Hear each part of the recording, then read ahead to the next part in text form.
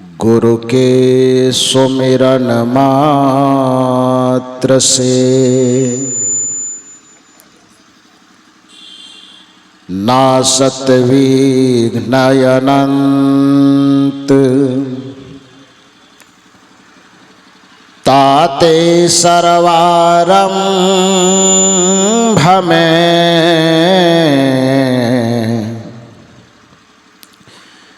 ध्यावत है सब संत। हरिहर आदि का ब्रह्म है, जगत पूज्य जो को सद्गुरु की पूजा किए, सबकी पूजा हो, सबकी पूजा हो। मेरे व्यवहारिक एवं पारमार्थिक जीवन के प्रबल प्रेरणा स्रोत परमाराध्य परम पूज्य सद्गुरुदेव जी बिहार राज्य के पावन धरा पर स्थित सुपौल जिला के सुपौल प्रखंड अंतर्गत ही ग्राम बकौर में आयोजित त्रिदिवसीय सत्संग समारोह के दूसरे दिन के अपराह्न कालीन सत्संग सभा में मंच पर विराजमान सद्गुरु कबीर आश्रम महाराष्ट्र नागपुर से पधारे हुए परम पूज्य संत श्री यशेंद्र साहब जी,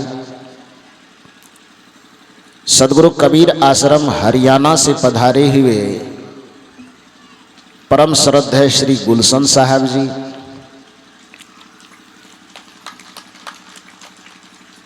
20वीं सदी के महान संत सद्गुरु महर्षि में ही परमहंस जी महाराज की परंपरा से जुड़े हुए ज्ञान ध्यान साधना के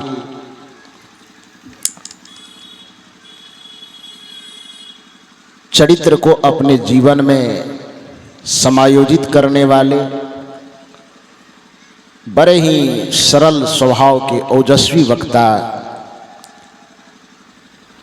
परम पूज्य स्वामी श्री ब्रह्मानंद जी महाराज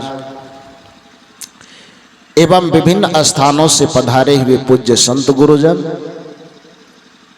इस परिवर्तक स्थल पर विराजमान अध्यात्म प्रेमी सज्जनों तथा देवियों,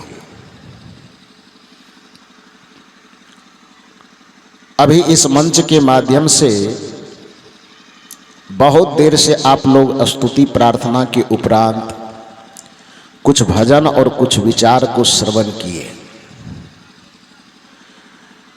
जिसमें मुख्य रूप से हमारे स्वामी ब्रह्मानंद जी महाराज संत और सत्संग की महिमा बता रहे थे और हमारे पूज्य श्री यशेंद्र साहब ने देवी देवता ईश्वर और परमात्मा के अर्थ को समझाते हुए कुछ निवेदन कर रहे थे।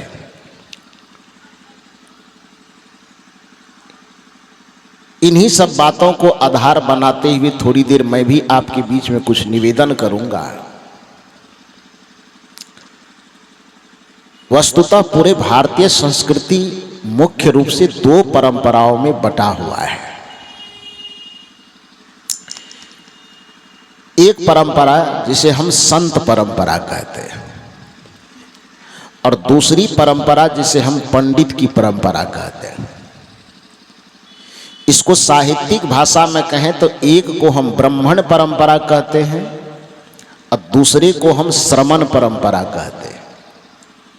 जो पढ़ने लिखने वाले लोग हैं, दर्शन को समझते हैं, साहित्य को समझते हैं, वो इस भाषा को समझ पाएंगे। अब ब्राह्मण परंपरा कहने का मतलब किसी जाति का यहां पर लेना देना नहीं, वो परंपरा का विभाजन है। ब्राह्मण परंपरा और श्रमण परंपरा।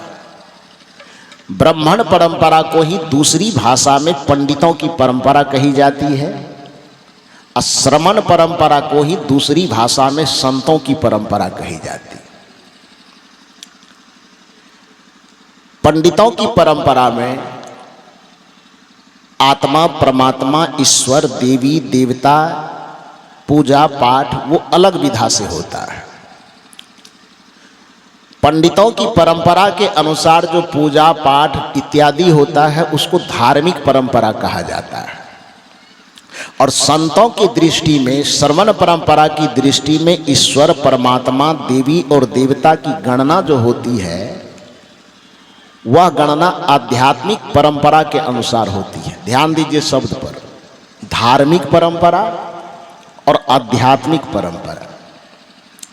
धार्मिक परंपरा में कर्मकांडों की विशेषता होती है, पूजा पाठ, रीति रिवाज इत्यादि बहुत सारे परंपराएं,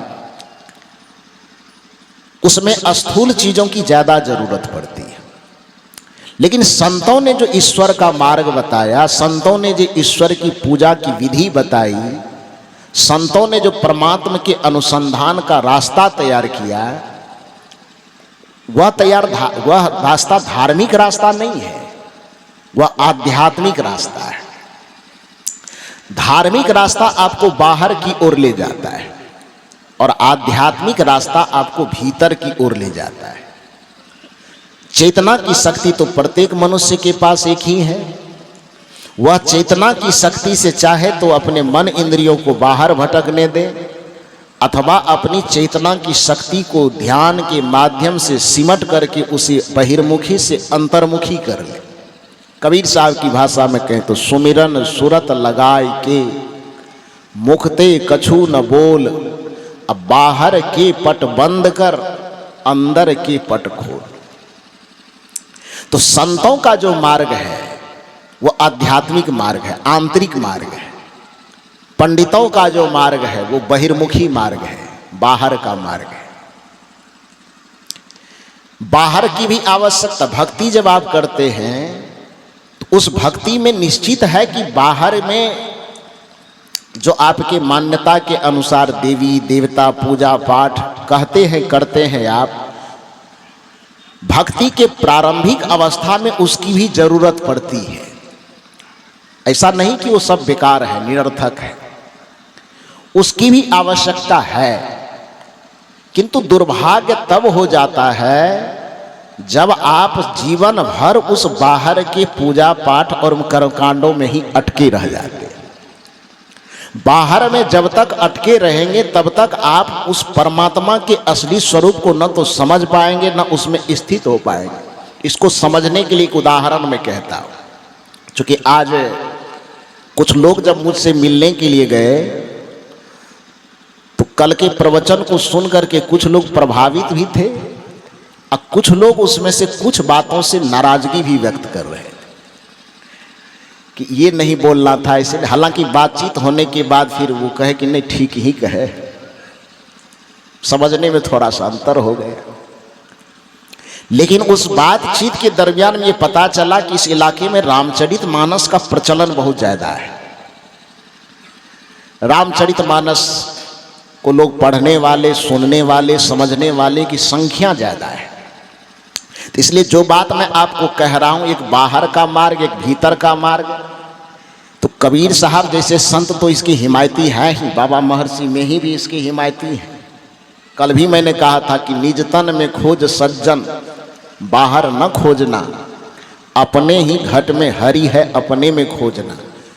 तो संतों का मार्ग वो आध्यात्मिक मार्ग होने के कारण वो बहिर्मुखता से लोगों को मोड़ता है और अंदर की ओर ले चलता है।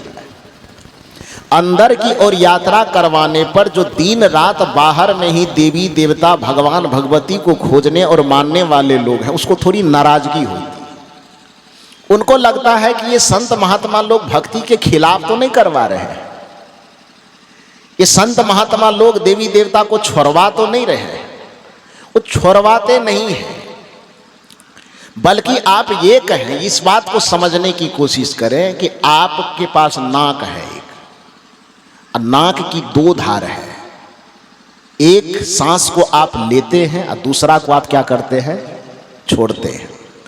कल्पना कीजिए कि यदि छोड़ना को आप बेकार ही मानते हैं, छोड़ना को आप निंदा मानते हैं, तो एक कल्पना कीजिए कि बाहर से एक सांस लीजिए और कसम खा लीजिए कि छोड़ना तो पाप है। ले तो लिए लेकिन छोड़ेंगे नहीं। अब भीतर से जो सांस छूटने के लिए, बाहर आने के लिए भीतर में उलबुला रही है, उस सांस को कसम खा लीजिए कि हमें नहीं छोड़ना है। क्या हाल होगा आपका? वो लिए हुए सांस के कारण आप जिंदा रह जाएंगे। एक प्रक्रिया है ना जी, लेना भी एक प्रक्रिया है, छोड़ना भी एक प्रक्रिया है। उस प्रक्रिया को आप न तो लेने को आप कोई पूजा मानिए, न छोड़ने को आप कोई निंदा मानिए। वह एक प्रक्रिया। जैसे कोई व्यक्ति पहला क्लास में पढ़ रहा है और उसको दूसरा, तीसरा, चौथा, पांचवा में जाना है, तो क्या करे? जिंदगी भर पहला क्लास में सिलेट पेंसिल लेके रगड़ते रहे। वो कहेगा कि हम पहला क्लास में पढ़ाई शुरू किए हैं तो अब मैट्रिक में जाना है, तो प्राइमरी स्कूल को छोड़ेंगे नहीं, वो मास्टर को छोड़ेंगे नहीं, और छोड़ दिए तो मास्टर और स्कूल की निंदा हो जाएगी। ऐसा यदि वह सोच ले तो मिडिल स्कूल में पढ़ेगा कैसे? वो हाई स्कूल में एडमिशन कैसे होगा उसका? इंटर स्तरीय विद्यालय में पढ़ने जाएगा कैसे? वो महाविद्यालय के बाद वह विश्वविद्यालय का मुंह देखेगा कैसे? विश्वविद्यालय का मुंह देखने के लिए आपको प्राइमरी, मिडिल और हाई स्कूल को छोड़ना पड़ेगा ना जी। ये माता बहनें लोग, इसका जन्म कहीं और हुआ होगा, पालन पोषण कहीं और हुआ होगा, जहां जन्मी, जहां पली, जहां बढ़ी, जहां खेली, जहां सखियां बनी, सहेलियां बने, कसम खा लेता कि अपना वो माँ बाप का घर को छोड़ना ही नहीं है, तो ससुराल कैसे बचता है? जो गृहस्थी जीवन की एक मर्यादा है, यदि आप जिस जगह जन्मे और उस जगह को छोड़ने को पाप मान लेते तो ससुराल की व्यवस्था हो पाती? तब फिर गृहस्थी जीवन चलता कैसे? तो मेरे कहने का ये अर्थ है कि हर एक छोड़ना वो पाप के दायरे में नहीं आता, जीवन की एक प्रक्रिया है। उसी तरह से भक्ति की शुरुआत सगुन से जरूर होगी। जो भी पूजा पाठ करते हैं, दिया अगरबत्ती दिखाना वगैरह, जो भी आप करते हैं धार्मिक रीति रिवाज, भक्ति के प्रारंभिक स्तर पर उसको करना आवश्यक है। दुख तब होता है, संतों का जो कटाक्ष होता है, संत जो उस पर चोट मारते हैं, वह चोट घृणा के कारण नहीं मारते, बल्कि चोट मारने के पीछे का वजह सिर्फ इतना होता है कि आप बस जिस जगह अटके, एक बार वहीं अटके रह गए, उसको छोड़ करके आगे बढ़ना नहीं चाहते। और जब उसे छोड़ करके आगे नहीं बढ़ना चाहते तो आपकी जीवन बस उसी में अकड़ जाती है।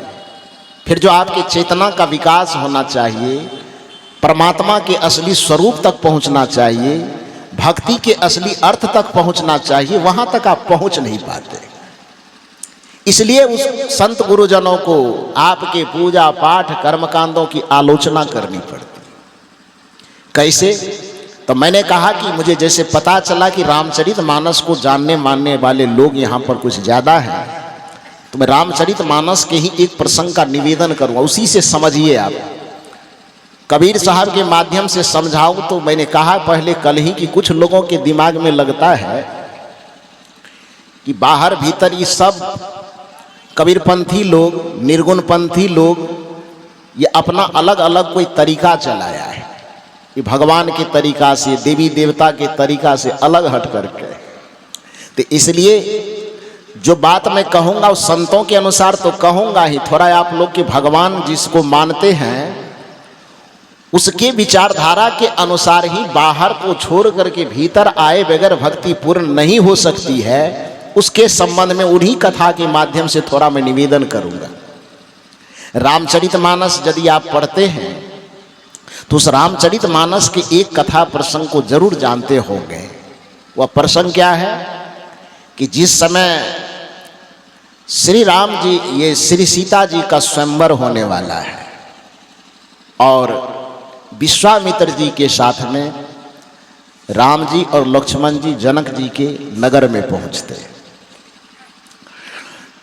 तो उस समय पूरे देश के जितने राजे महाराजे होंगे पूरे पृथ्वी पर सबको कहा जाता है, बुलाया गया होगा। सबके ठहरने की अलग अलग व्यवस्था थी। चूंकि विश्वामित्र जी एक ऋषि थे तो राजा महाराजाओं से ठहरने की व्यवस्था उसकी अलग होगी। तो इसलिए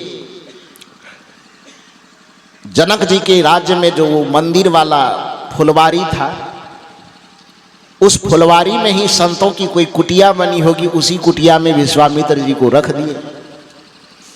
राजा के ठहरने की व्यवस्था अलग और संत महात्मा के ठहरने की व्यवस्था अलग। तो इस वजह से वो जो फुलवारी में जो कुटिया बनी हुई थी, कुटिया के पास ही शिव जी का मंदिर था।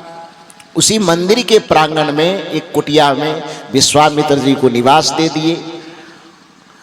और राम और लक्ष्मण चूंकि राजा के यहाँ निमंत्रण दे करके तो पहुंचे नहीं थे, वो तो गुरु जी के साथ में ही गए थे, तो वहां पर तो उसको राजकुमार की तरह नहीं रखा जाएगा। वो गुरु जी के शिष्य की तरह गए तो शिष्य की तरह कुटिया में ही रहेंगे।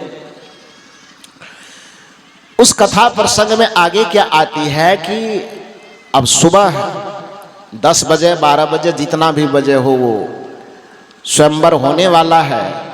तो वो सूर्योदय होते होते माता सीता जी की जो माँ थी, उन्होंने सीता जी से कहा कि जाओ शिव जी का मंदिर है, पूजा पाठ कर लेना, तुम्हारे मन में कोई कामना हो इच्छा हो तो पूजा पाठ करके वरदान मांग लेना, ताकि शादी विवाह बढ़िया से संपन्न हो जाए। राजकुमारी होने के नाते 4-5 सहेलियां साथ में दे दी गई। तो 5-6 सहेलियां साथ में थी, गई। संजोग से वह उसी फुलवारी में गई जिस फुलवारी के प्रांगण में कुटिया में उधर राम जी लक्ष्मण जी विश्वामित्र जी निवास कर रहे थे। तो गई उस फुलवारी में, फूल तोड़ करके सभी सहेलियों के साथ मंदिर में जाती है। और सहेलियां, चूंकि वो पूजा करने तो सहेलियां जा नहीं रही थी, वो तो केवल सहयोग के लिए गई थी ना। तो सहयोग के लिए जाने के कारण उस मंदिर के दरवाजे पर सभी सहेलियां खड़ी हो गई। अब मंदिर के अंदर कौन प्रवेश की? केवल सीता जी। और सहेलियां चौखट पे आधा इधर आधा उधर खड़ी हो गई, पूजा कर रही है बैठ करके। अगरबत्ती दिया जो भी जलाना था जला के, फूल वगैरह चढ़ा करके, आंख बंद करके जो भी मंत्र जप सकती थी जप रही है। जो भी मन में कामना होगी वो कामना भगवान के सामने प्रस्तुत कर रही है। संजोग उसी क्षण सुबह का ब्रह्म मुहूर्त बेला था। विश्वामित्र जी जगे, राम लक्ष्मण जी भी जगे। विश्वामित्र जी ने राम और लक्ष्मण दोनों को आदेश दिया कि हमारे भी पूजा करने का वक्त होने वाला है, जाओ फुलवारी से फूल तोड़ करके ले आओ। राम जी और लक्ष्मण जी दोनों फुलवारी में प्रवेश करते हैं ना। ये कथा केवल सुनने से काम नहीं चलेगा, वो कथा कहना क्या चाहती उस संदर्भ को समझने की कोशिश कीजिए। राम और लक्ष्मण दोनों प्रवेश करते हैं उस फुलवारी के अंदर। अब आप बताइए कि श्री राम जी और लक्ष्मण जी दोनों का जो दर्शन होगा, दोनों को जो देखेंगे, उस सबसे पहले फुलवारी में कौन देखेंगे? बताइए। सबसे पहले राम जी और लक्ष्मण जी को कौन देखेंगे वहां फुलवारी में? सहेलियां न देखेगी? सीता जी देखेगी कि सहेलियां? कौन देखेगी? सीता जी। सहेली क्यों देखेगी सहेली पहले? क्योंकि सहेलियां मंदिर के बाहर में खड़ी है और सीता जी कहां है? मंदिर के अंदर है। सहेलियां देख ली। गोस्वामी तुलसीदास जी कहते हैं, जो जाने सोई देई जनाई, जानत तुम्हें तुम्हें हो जाई। प्रकृति का यह नियम है कि अध्यात्म के रहस्य को, परमात्मा रूपी धन को जो प्राप्त कर लेता है, तो भौतिक धन को तो आदमी छुपा करके रख भी सकता है, लेकिन आध्यात्मिक धन को कोई प्राप्त कर जाए, ईश्वर धन को कोई प्राप्त कर जाए, परमात्मा धन को कोई प्राप्त कर जाए, तो उसको छुपा करके जबरदस्ती रखना भी चाहेगा तो उसको छुपा के रख नहीं पाएगा। जैसे मीराबाई ने उस राम रतन धन को पाया था तो छुप के रह पाई कि पैर में घुंघरू बांध करके दुनिया को बताने लगी क्या, पायो जी मैंने राम रतन धन पायो, पायो जी मैंने राम रतन धन पायो। लोगों ने पूछा कि पा लियो तो कौन पूजा करके पा लियो, कौन यज्ञ करके पा लियो, कौन कथा कीर्तन करके पायो। मीराबाई ने कहा बहुत कथा कीर्तन पूजा पाठ करके थक गए, किसी से नहीं पायो। तब वस्तु अमोलक दी मेरे सतगुरु, किसने दिया, किनके मार्फत से मिला, सत्यनारायण कथा करवाने से कि हनुमान चालीसा पढ़ने से। वस्तु अमोलक दी मेरे सतगुरु, वस्तु अमोलक दी मेरे सतगुरु, कर कृपा अपनायो, पायो जी मैंने राम रतन धन पायो, पायो जी मैंने राम रतन धन पायो। उस परम राम तत्व को जो कोई पा जाएगा, उस परम ब्रह्म को, उस परमात्मा सत्य को जो पा जाएगा, वो छुप करके छुपा करके रखना भी चाहेगा तो उसको रख नहीं पाएगा। उस बगीचा में राम जी आते हैं, लक्ष्मण जी आते हैं, पहली दृष्टि उस पर किसकी पड़ी, सहेलियों की। तो सहेलियां छुपा करके रख पाएगी? अरे रुपया पैसा सोना चांदी रहे तो उसको छुपा के रख भी ले। कौन धन मिल गया? परमात्मा रूपी धन मिल गया, राम रूपी धन मिल गया, तो छुपा के रख नहीं पाएगी। नियम यही कहता है, वस्तु अमोलक दी मेरे सतगुरु, कर कृपा अपनायो, पायो जी मैंने राम रतन धन पायो, पायो जी मैंने राम रतन धन पायो। सहेलियों की दृष्टि जैसे ही पड़ी राम जी और लक्ष्मण जी के ऊपर में, तो चूंकि वह धन ही नहीं परम धन है, जिसके कारण से सहेलियां शांत नहीं रह पाई। देखी, जान गई, तो अब उसके अंदर व्याकुलता होने लगी कि जनाया जाए सामने वाले को। किसको जनाया जाए? तो वहां है कौन और? जान गई तो अब जनाने की व्याकुलता हो गई। चूंकि नीति यही कह रही, गोस्वामी जी लिख रहे कि जो जाने सोई देई जनाई, जानत तुम्हें हो ही जाए। तो जो जानेगा वो जनाने के लिए व्याकुल होगा कि नहीं होगा? ये महात्मा लोग जो आपके बीच में आए हैं, वो जानने के बाद आपको जनाने आए हैं। संतों में और पंडितों में यही अंतर है कि पंडित वह जनाने की कोशिश करता है जिसको उन्होंने कभी जाना नहीं। पंडित वह दिखाना चाहता है आपको जिसको वह कभी देखा नहीं। पंडित वह समझाना चाहता है जिसको उन्होंने केवल किताबों के पन्नों में पढ़ा है। लेकिन संत उसे कहते हैं जिसे पहले खुद देख लेते हैं, उसके बाद दुनिया को दिखाने चलते हैं। जो खुद जान लेते हैं उसे दुनिया को जनाने चलते हैं। जो खुद जी लेता है दुनिया को वही जीवन का रास्ता बताने चलते हैं। संतों और पंडितों में कोई जाति पाति का अंतर नहीं है। संतों और पंडितों में अंतर इतना ही है कि जो जाने नहीं फिर भी जनाने की कोशिश करे, जिसको कबीर साहब ने कहा, जाना नहीं, बूझा नहीं, समझ किया नहीं गौन, अंधे को अंधा मिला तो राह बतावे कौन। जो जानता नहीं, बूझता नहीं, दूसरे को केवल बताता है, दूसरे को बताता है कि धर्म करना चाहिए, आज अपना मंदिर से निकलता है और मुर्गा काट करके खाता है। दूसरे को बताता है भगवान की भक्ति करना चाहिए, उपवास करके भगवान का पूजन करना चाहिए। अब पूजा करके निकलता है, पूजा में जो दान दक्षिणा में पैसा मिला है, बाजार से जाते वक्त उसी से मछली खरीद के ले जाता है और उसको फ्राई बना करके खाता है। सदगुरु कहते हैं कि उसी को पंडित कहा जाता है कि जो धर्म की बात तो करता है, ईश्वर परमात्मा की भक्ति की चर्चा खूब करता है, लेकिन उसका आचरण नहीं करता है। धर्म की, भक्ति की, ईश्वर की, परमात्मा का उच्चारण खूब करता है लेकिन आचरण नहीं करता है। संत की विशेषता यही है कि उसी तथ्य का उच्चारण वो करते हैं जिसका वो खुद आचरण करते हैं, और जिसके आचरण और उच्चारण में एकता आ जाए उसी को संत कहा जाता है। क्योंकि नीति परिभाषा यही देती है। महात्मा का अर्थ ये नहीं कि उजला चोला धारण कर लिए महात्मा हो गए, ये लाल वाला भी पहन लिए तो महात्मा हो गया, ऐसा नहीं है। दाढ़ी बढ़ा लिए तो महात्मा हो गए, ऐसी भी बात नहीं है। उजला टीका, लाल टीका, नीला टीका, पीला टीका लगा लेने से कोई महात्मा हो जाता, ऐसा नहीं होता है। यदि कपड़ा बदल लेने से, टीका लगा लेने से, दाढ़ी बढ़ा लेने से कोई महात्मा हो जाए तो फिर ये कपड़ा खरीदने में कितना देर लगता है?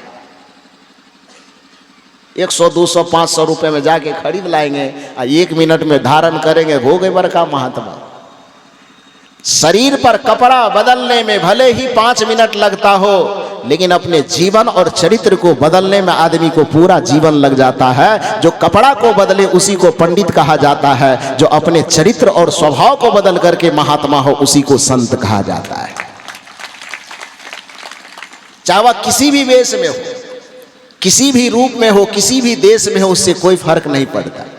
और महात्मा की परिभाषा ही यही है कि मनस्य एकम वचस्य एकम कर्मण्य एकम महात्मना, मनस्य अन्यत्र वचस्य अन्यत्र कर्मण्य अन्यत्र दुरात्मना। जो मन से जैसा सोचता हो, वाणी से वैसा ही बोलता हो और आचरण में वैसा ही कर्म को संपादित करता हो, तीनों की एकता जिसमें जहां पर स्थापित जिसके जीवन में झलकने लगे, मन का चिंतन, वाणी का वचन और चरित्र का आचरण, जिसका तीनों समान हो जाए, तीनों में कोई विषमता न झलके, समझ लेना चाहिए कि किसी भी जगह का हो, किसी भी जाति, किसी वंश, किसी परंपरा, किसी मत, किसी पंथ, किसी संप्रदाय से जुड़ा हुआ हो, नीति कहती है उसी को संत कहना चाहिए। वही धर्मात्मा है, वही महात्मा है। कहने का अभिप्राय यह है कि वह दोनों सहेलियां जो थी वह देख ली उस परम धन को। राम का, श्री राम का प्रथम दर्शन उसे हुआ मिथिलांचल की धरती पर। जब वो देख ली तब उसके अंदर व्याकुलता आ गई कि दूसरे को जनाना है, क्या करें अब, किसको जनावे, नजदीक में है कौन। 6 साथ में गई थी, जितना साथ में सहेली गई थी तो सब जान ही गई, तो जनाने के लिए अब कौन बचा। फूल को तो जनाएगा नहीं, धरती को तो जनाएगा नहीं, आकाश को तो जनाएगा नहीं, जनाने के लिए कोई आदमी चाहिए ना। वहां आदमी नजदीक में कौन है, सीता जी।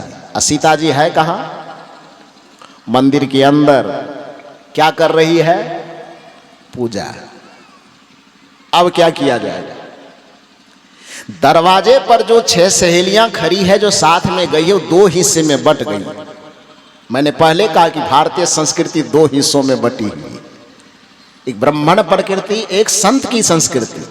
एक ब्राह्मण परंपरा, एक श्रवण परंपरा, एक धार्मिक परंपरा, एक आध्यात्मिक परंपरा, एक सगुण परंपरा, एक निर्गुण परंपरा। सीता जी के सामने भी जो साथ में 6 सहेलियां गई थी, 2 हिस्से में बट गई, 2 परंपरा का प्रतिनिधित्व करने के लिए। एक सहेलियां जो सगुण परंपरा का 3 सहेलियां प्रतिनिधित्व कर रही है, और 3 सहेलियां उसमें निर्गुण परंपरा का प्रतिनिधित्व कर रही है। 3 सहेलियां उसमें धार्मिक प्रवृत्ति का नेतृत्व कर रही है, और 3 सहेलियां उसमें आध्यात्मिक प्रवृत्ति का नेतृत्व कर रही है। 2 हिस्से में बट करके सहेलियां आपस में बात करती है कि राम जी तो देख लिए हम लोग, बगीचा में आ गए, और सीता जी मंदिर के अंदर पूजा कर रही है। तो उसमें से आधी सहेलियां जो सगुण परंपरा वाली है, धार्मिक परंपरा वाली है, वो सहेलियां कहती पूजा कर रही है, पूजा पूरा करने दीजिए, वरदान वरदान मिल जाएगा भगवान से, उसके बाद मंदिर से बाहर निकालेंगे। आध्यात्मिक परंपरा वाली जो सहेलियां थी उन्होंने कहा नहीं नहीं नहीं नहीं, मंदिर में यदि मंत्र जपने दिए तो आधा घंटा भी जपने में लगेगा, दिया अगरबत्ती सुलगाने में, पूजा करने में, पाठ करने में, प्रसाद उरसाद चढ़ा करके निवृत्त होने में कम से कम आधा घंटा से कम लगेगा नहीं। और यदि उसको मंत्र जपने के लिए छोड़ दिए, दिया अगरबत्ती सुलगाते रहने के लिए छोड़ दिए, तो नकली प्रतिमा के भगवान के सामने बैठे रहने के चक्कर में असली वाला जो इधर फुलवारी में टहल रहा है तब तक चला जाएगा।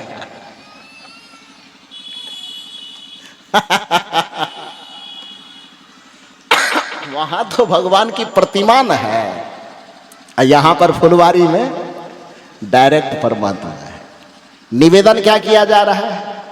सहेलियां जो दो हिस्से में बटी, एक तो करेगी नहीं, पूजा कर रही, करने दो, पूजा छोड़वाओगी तो पाप चढ़ जाएगा। भगवान की भक्ति कर, यदि उसको छोड़वाओगे तो पाप चढ़ेगा। उसको भी, पूजा करने वाले को भी नरक होगा, जो छोड़वाएगा उसको भी नरक होगा। लेकिन दूसरी वृत्ति की जो सहेलियां थी, जो संत प्रवृत्ति की, आध्यात्मिक प्रवृत्ति, कहे कि बड़ा गजब हो, ये पाप पुण्य धर्म अधर्म की परिभाषा भी चपोत के रख दो, क्योंकि ज्यादा ये पाप पुण्य धर्म अधर्म की व्याख्या करोगी और उसका पूजा पाठ नहीं छोड़वाओगी, मंदिर से बाहर नहीं निकालोगी, तो ये पूजा पाठ धर्म कर्म के चक्कर में वो नकली के पास बैठे रह जाएगी, असली वाला फुलवारी से तब तक गायब हो जाएगा। पाप चढ़े कि पुण्य चढ़े, धर्म चढ़े कि अधर्म चढ़े, वो फैसला बाद में कर लेंगे। नरक होगा कि मोक्ष होगा वो बाद में देख लेंगे। लेकिन अभी यदि सीता जी को असली राम से दर्शन करवाना है तो उसको मंदिर के चौखट से बाहर निकालना ही पड़ेगा। उसको दिया अगरबत्ती वाली जो धार्मिक पूजा कर रही है, उस धार्मिक पूजा के विधान को उसको छोड़ाना ही पड़ेगा। जब तक वह धार्मिक विधान को छोड़ेगी नहीं, जब तक वह मंदिर के चौखट से बाहर निकलेगी नहीं, जब तक वह रीति रिवाज परंपरा इत्यादि जो उसमें लगी हुई है उसका परित्याग नहीं करेगी, तब तक में जो साक्षात राम सामने में खड़े हैं उस राम का दर्शन नहीं हो पाएगा। तो साक्षात राम का दर्शन करवाने के लिए उसको मंदिर के चौखट से बाहर आना ही पड़ेगा, निकालना पड़ेगा। अब इस जगह पर बताइए कि इस जगह क्या करना चाहिए? आप लोगों से पूछा जाए तो यदि छोड़वाने को केवल पाप माना जाता है, जो कबीर साहब कहते वहां से ऊपर उठो, संत कहते वहां से आगे बढ़ो, चौखट से बाहर निकलो, परंपरा के चौखट से, रीति के चौखट से, रिवाज के चौखट से, धार्मिक कर्मकांड के चौखट को खोल करके बाहर आओ, या परम चेतना को, परमात्मा के विराट स्वरूप को समझो। जो परमात्मा हरि व्यापक सर्वत्र समाना है, उसको तुम एक जगह कैद करके कैसे रख सकते? प्रतीक है वो, वहां उसकी भी जरूरत है। मैंने पहले कहा कि उसकी भी जरूरत है, लेकिन सदैव उसी में अटके रह जाएंगे तो फिर तो ये अपने आप से अपनी भक्ति की हत्या करनी हो जाएगी। तो कहने का अभिप्राय यह है कि सहेलियों में जो दो मत विभाजन हुआ, एक कह रही कि नहीं नहीं नहीं, पूजा छोड़वाओगी तो पाप लगेगा, मंत्र जप रही है वो आंख बंद की हुई है, यदि उसको उठाओगी तो पाप लग जाएगा। दूसरी वाली करे नहीं, पाप लगेगा। कौन चीज? वो तो हम जान रहे हैं कि नकली के पास बैठी हुई है, तो असली वाला न छूट जाएगा। तो इस तरह से दोनों के बीच में बहस होते होते होते होते अंत में जो आध्यात्मिक परंपरा वाली सहेलियां थी, आध्यात्मिक वृत्ति वाली सहेलियां थी, उसकी जीत हुई। किसी तरह से बकझक करते हुए मंदिर के अंदर प्रवेश की। सीता जी तो सचमुच में आंख बंद किए हाथ जोड़े बैठे थी। जो भी उसके भीतर में इच्छा कामना होगी वो सारी इच्छा कामना भगवान को सुना रही थी। सहेलियां जाती है, धार्मिक प्रवृत्ति वाली अभी भी मना करती, ध्यान में लगे हुए, इसको मत तोड़ो, छोड़वाओगे तो पाप लगेगा। आध्यात्मिक वृत्ति वाली कहती बड़ा गजब हो, हम इसको छोड़वा के कहीं दूसरे जगह थोड़े ले जा रहे हैं, केवल जड़ से छुड़वा करके चेतन में ले जा रहे हैं, नकली से छुड़वा करके असली में ले जा रहे हैं। और ऐसा करके क्या करती है आध्यात्मिक प्रवृत्ति वाली सहेलियां? सीता जी के कंधे पर हाथ देती है, जरा सा हिलाने की कोशिश करती है। सीता जी आंख खोलना नहीं चाहती, क्योंकि वह भी जानती है कि पूजा छूट जाएगा तो पाप लग जाएगा, तो वह भी आंख बंद किए हैं। अब सहेली है तो इतना तो अधिकार होना चाहिए ना, वो कंधा पे हाथ दे के झुला रही है, फिर भी सीता जी नहीं उठ रही है, तो कंधा पर हाथ झुलाने से काम नहीं चला तो थोड़ा चूटी उटी भी किधरों काट लिया होगा। अब सहेली है तो इतना तो अधिकार होना चाहिए ना। अब ये बात भी सुन करके कोई ये नहीं कहिएगा कि ये बात नहीं बोलना चाहिए। नहीं समझने आता है आपको कथा सत्संग तो मत सुनिए आप। उस शैली होती है कहने की। कल जो हमने कह दिया कि गंगा जी भीष्म पितामह की माँ है, तो आपकी और हमारी कौन है, काकी की, मामी की, नानी? तो जा करके हमको कहते हैं बात नहीं बोलना चाहिए। हम कहे क्यों? नानी कहना कोई गलत बात है क्या? किसी का मामी होना, किसी का दादी होना कोई गलत है? गाली है ये? वो गाली नहीं ना है जी। वह भी एक रिश्ता है। जैसे माँ एक रिश्ता है, उसी तरह चाची भी तो एक रिश्ता है। जैसे माँ एक पवित्र रिश्ता है, उसी तरह दादी भी एक रिश्ता है, नानी भी एक रिश्ता है। तो जब रिश्ते की चर्चा होगी तो उसमें रिश्ते की कोई भी चर्चा हो तो उसको बुरा लगने वाली कौन सी बात है? बुरा नहीं मानना चाहिए। तो मैं निवेदन यह कर रहा हूं, क्योंकि सीता जी आपके हमारे लिए आराध्या है, मातृतुल्य है, लेकिन जो उसकी सहेलियां हैं उसके लिए तो सहेली है, और सहेली के लिए कोई बड़ा और छोटा नहीं होता है। कोई राजकुमारा, कोई राजकुमार या कोई रंग नहीं होता है, कोई गरीब कोई अमीर नहीं। मित्र का मतलब, सहेली का मतलब, सखी का मतलब ही होता है, चाहे अमीर हो गरीब हो, पढ़ा हो न पढ़ा हो, शिक्षित हो अशिक्षित हो, कुछ भी हो, लेकिन जहाँ पर मित्रता होती है वहाँ पर सब बराबर होता है। वहाँ पर नोक झोंक, लड़ाई झगड़ा, मार पीट सब चलता है। चलता है कि नहीं चलता है? तो इस हक से सीता जी को पहले कंधे पे हाथ दे करके हिलाया डुलाया। उससे सीता जी नहीं जगने की, नहीं उठने की कोशिश की, तो सहेली होने के नाते थोड़ा बहुत कपड़ा उपड़ा भी खींचा, उससे भी नहीं होता थोड़ा बहुत चुट्टी भी काटा। तो दो तीन हरकत ऐसी की जिसके कारण से सीता जी जो आंख बंद किए बैठी थी उसकी आंख खुल गई। अब गुस्सा करके सीता जी कहती मेरा पूजा भंग कर रही है, मेरा व्रत भंग कर रही है, उठेंगे तो एकदम पकड़ के मजा चखा देंगे।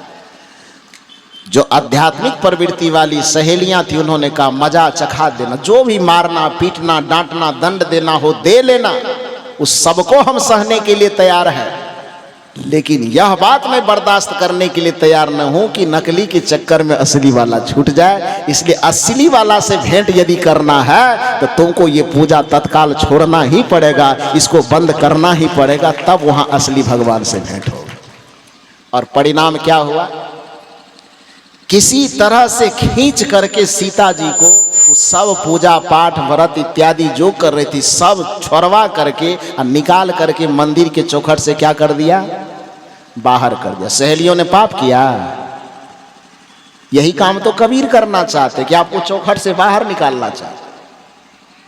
यही काम तो बुद्ध करना चाहते, यही काम तो महावीर करना चाहते, यही काम तो बाबा महर्षि में ही करना चाहते हैं कि आप जिस चौखट के अंदर बैठ करके, जिस परंपरा, जिस रीति, जिस रिवाज, जिस पोथी, जिस परंपरा के अंदर रह करके आप भक्ति को सीमित कर देना चाहते हैं, ये संत जन आपसे कहते हैं कि विराट परमात्मा का यदि साक्षात्कार करना हो तो तुम्हें उस परंपरा के दायरे से बाहर निकलना ही पड़ेगा। तुम्हें रीति रिवाज के दायरे से निकले बगैर उस विराट परमात्मा की भक्ति को तुम समझ नहीं पाओगे, उस ईश्वर के वास्तविक स्वरूप को तुम समझ नहीं पाओगे। सीता की सहेलियों ने सीता जी को चौखट से बाहर निकाला, और जब सीता जी बाहर निकली तो क्या हुआ? आप ही लोग ने गीत गाते हैं, इधरे वाली तो सब गाते हैं, मिथिलांचल की माता लोग, राजा जनक जी के, ये मेरा नहीं है काम, ये आप लोगों का है, आप लोग दोहराइए। क्या गाते हैं आप लोग? राजा जनक जी के बाग में, हाँ उसी जगह की बात है। सीता जी को प्रथम बार श्री राम जी से साक्षात्कार होता है। कब?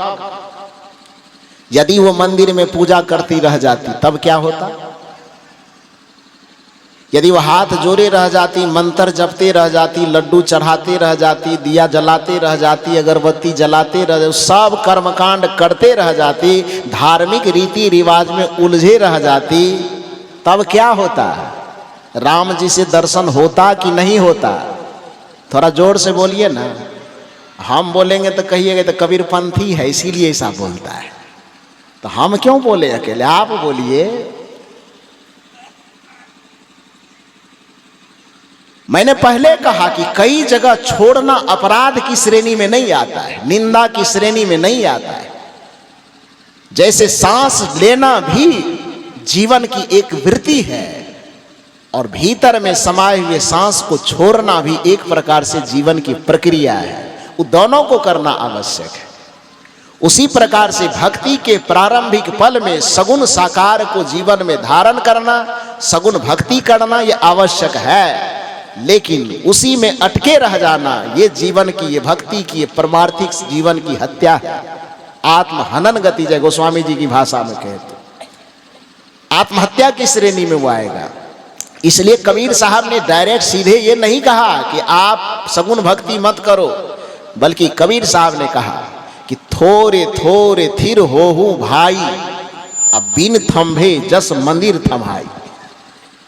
कि अपनी चेतना को संभालने के लिए थोड़े थोड़े कोई पूजा करती हो, पाठ करती हो, कुछ कथा कीर्तन करती हो, घर में अच्छे संस्कार बच्चों में लाने के लिए कोई देवी कोई देवता बैठा करके रखी हो तो अच्छा है, उसको बुरा नहीं कहा जा सकता।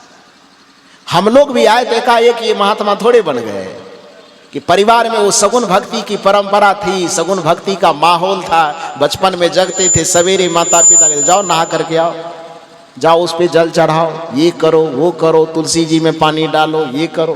तो ये जो धीरे धीरे संस्कार सिखाते सिखाते सिखाते सिखाते जब थोड़ी उम्र में वृद्धि हुई, बुद्धि में चेतना में थोड़ी सी समझ आई, तब पता चला कि जिस भगवान की अभी हम पूजा कर रहे हैं ये प्रतिमा वाला भगवान है। भगवान का असली स्वरूप तो कुछ और है। जैसे जमीन का नक्शा भी कागज में होता है, लेकिन मकई नक्शा पर नहीं उपजता, गेहूं और धान नक्शा पर नहीं उपजता। नक्शा पर भी हमारे जमीन के प्लॉट दाखिल होते हैं, उस पे उसका खाता खेसरा नंबर लिखा होता है। लेकिन यदि हमें पेट भरने के लिए अनाज उपजाना हो तो हम नक्शा पर ट्रैक्टर नहीं चलाते, ट्रैक्टर चलाने के लिए असली प्लॉट पर जाते हैं। उसी तरह से परमात्मा को समझने के लिए हमें प्रतिमाओं का सहारा तो लेना चाहिए, लेकिन जब बड़े हो जाए हम, थोड़ी बौद्धिक चेतना हमारी जगे, हमारा आध्यात्मिक चेतना जगे, तब हमको उस प्रतिमाओं से मुख मोड़ करके हमें असली परमात्मा के स्वरूप को समझने का प्रयास करना चाहिए। इसी को निर्गुणवाद कहा जाता है और इसी को संतों की परंपरा कही जाती है। कबीर साहब उसी संत परंपरा का रहस्योद्घाटन करते हुए, संत परंपरा की भक्ति को बताते हुए कहते हैं थोरे थोरे थिर होहु भाई, अब बिन थंभे जस मंदिर थमाई। जैसे एक मंदिर को खड़ा करना है, मंदिर समझ में नहीं आ रही तो मकान समझ लीजिए, मकान खड़ा करना है। तो कल्पना कीजिए कि एक मकान हम बनाना चाहते हैं। मकान बनाने में हमने नींव लिया, नींव बनाए, कुर्सी पिलर कसे, उसके बाद दीवार जोड़ते जोड़ते अंतिम में लिंटर थौल तक ले गए, और उसके बाद अब उसमें सेटरिंग करना है। सेटरिंग करने के बाद तब छत ढालेंगे, यही करेंगे ना। तो जब छत ढालने के लिए सेटरिंग करेंगे तो वो मकान जो बना रहे हैं हम अपना सोने के लिए, आराम करने के लिए, किसी दूसरे के सोने के लिए? कोई भी व्यक्ति मकान बनाता था अपने लिए ना। लेकिन वो मकान बनाने की योजना जब हम बनाए, छत ढालने तक हम पहुंच गए, सेटरिंग हम लगा रहे हैं, तो सेटरिंग लगाने के वक्त में उस कमरे में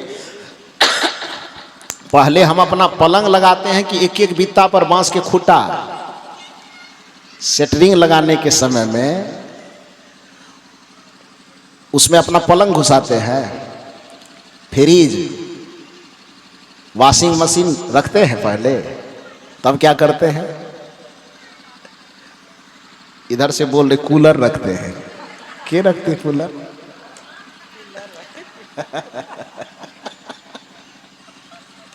तो क्या करते हैं उसमें? उस मकान के अंदर जो अपना शौक से अपने रहने के लिए आप तैयार कर रहे हैं, उस मकान में एक बित्ता भी जगह को खाली नहीं रहने देते हैं। एक एक फीट पर आप एक एक खुट्टा लगा देते हैं, लगाते हैं ना। वो खुट्टा ना लगा में तो सेटरिंग तो रहेगा नहीं, तो छत ढलेगी कैसे? तो उस खूंटा को लगा करके आपने सेटरिंग तैयार किया, और उसके बाद उस पे सेटरिंग पे आपने छड़ बिछा करके गिट्टी बालू सीमेंट के माध्यम से उसको ढाल दिया। छत ढल गई। छत ढलने के बाद अब लगभग 20, 21, 25 दिन या 1 महीना पूरा हो गया।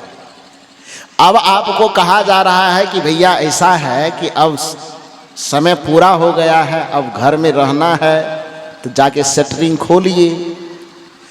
अब उसमें से एक आदमी ऐसा हो जो कि बाप रे बाप इस शटरिंग नहीं खोलेंगे। कहा क्यों? कहा इसी खूंटा के कृपा से तो छत ढलाया है। ये जितना खूंटा है, इस खूंटे भगवान की कृपा से ये मेरा छत ढलाया है।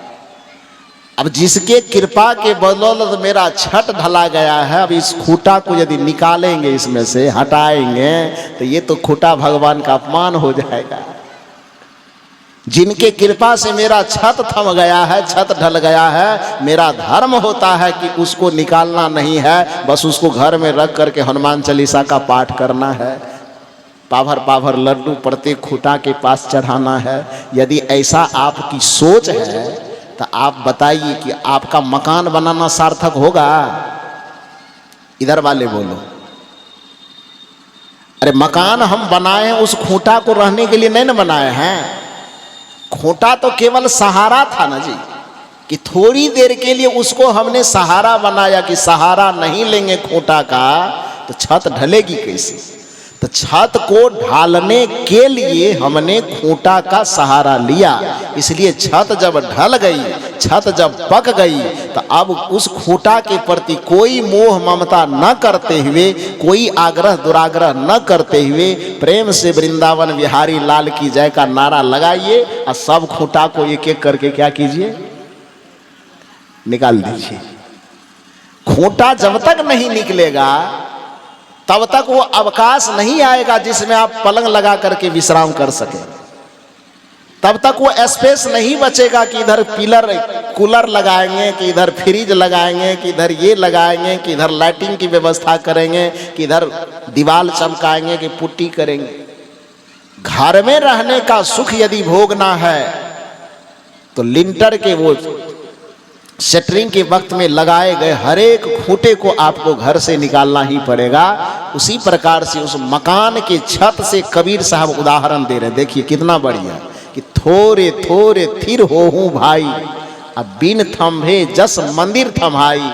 कि थोड़ा थोड़ा अस्थिर करने के लिए 100 खूंटा लगा देना पड़ा, लेकिन छत जब पक गया तो सब खूंटे को निकाल देना आवश्यक है। उसी तरह से हे मनुष्य, जब तक आपकी चेतना का छत कमजोर है, जब तक आपका बुद्धि कमजोर है, जब तक आपका विवेक कमजोर है, तब तक आप बचपना अवस्था से लेकर के युवा अवस्था के उस समय तक, जिस समय तक आपकी बुद्धि विचार तर्क परिपक्व न हो, तब तक भक्ति करने के लिए यदि आपने 33 करोड़ देवी देवता में से किसी के भी खूंटा का सहारा ले लिया हो तो कोई बुरी बात नहीं है। लेकिन जैसे ही सत्संग में आकर के, गुरु के संत सत्संग में आकर के, गुरु के सानिध्य में आकर के आपकी चेतना परिपक्व हो जाए, आपकी बुद्धि परिपक्व हो जाए, सब देवी देवता के खूंटा को निकाल दीजिए और अपने हृदय मंदिर में परमात्मा की ज्योति जगमगाने दीजिए।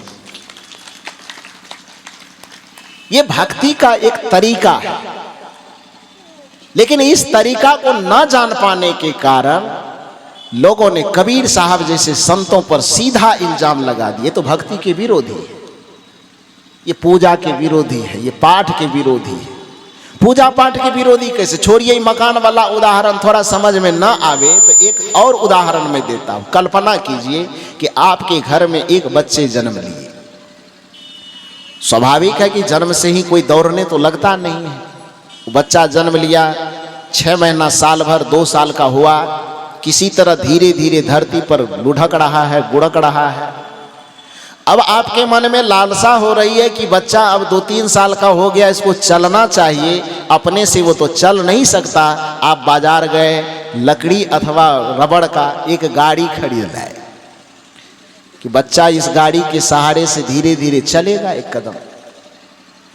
वो गाड़ी जो खरीद करके आप लाए, स्वाभाविक है उस बच्चे के आगे में रखा, गाड़ी चलाने के लालच में बच्चा धीरे धीरे किसी तरह अपने पैर पर खड़ा होने की हिम्मत जुटा रहा है।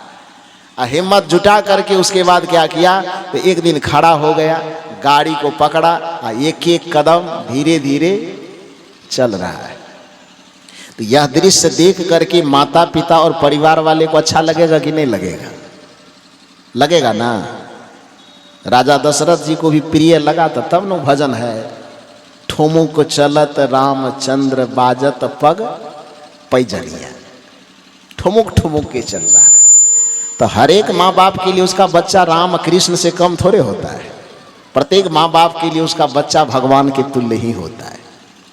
तो खैर कोई भी बात नहीं, मूल बात मैं ये कहना चाहता हूं कि आपने बच्चे को चलने के लिए बाजार से एक गाड़ी खरीद लाई, उस गाड़ी के सहारे को पकड़ करके बच्चा धीरे धीरे एक कदम दो कदम आगे बढ़ रहा है।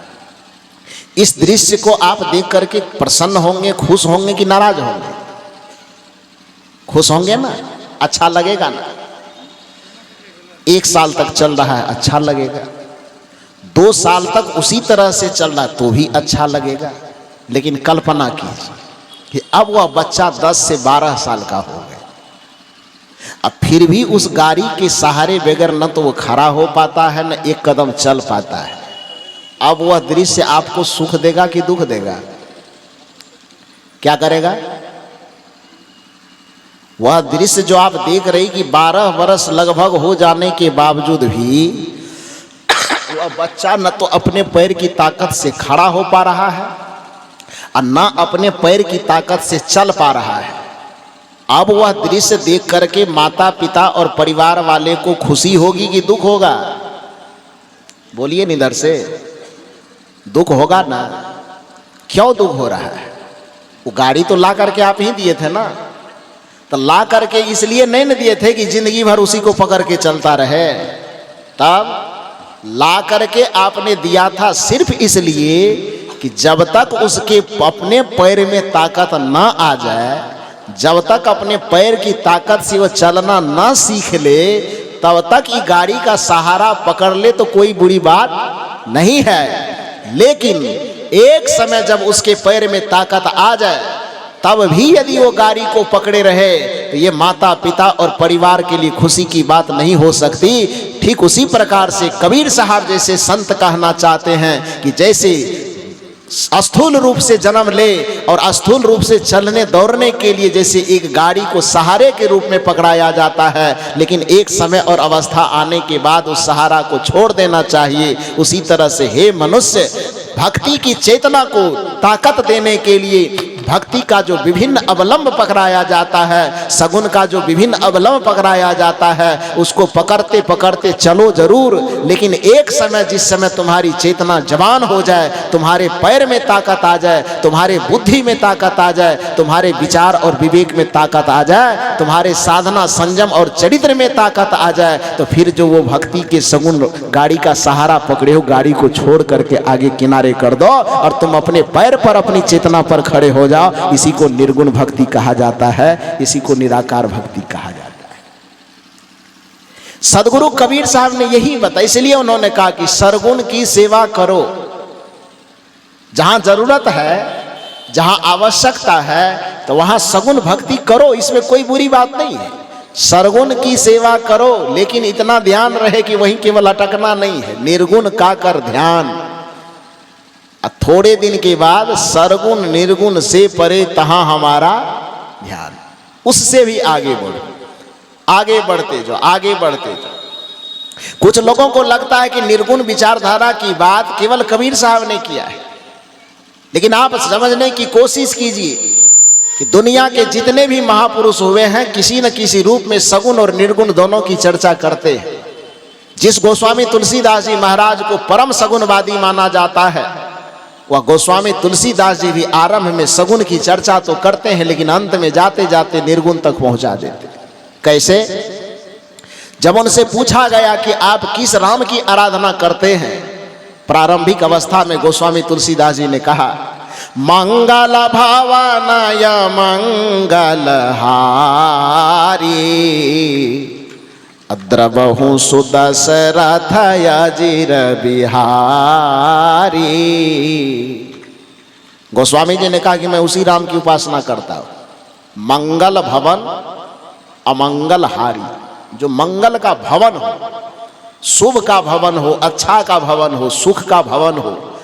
अमंगलहारी, जो अमंगल है, जो हानिप्रद है, जो दुखप्रद है, जो कष्टप्रद है, ऐसे स्थितियों का हरण करने वाला मंगल भवन।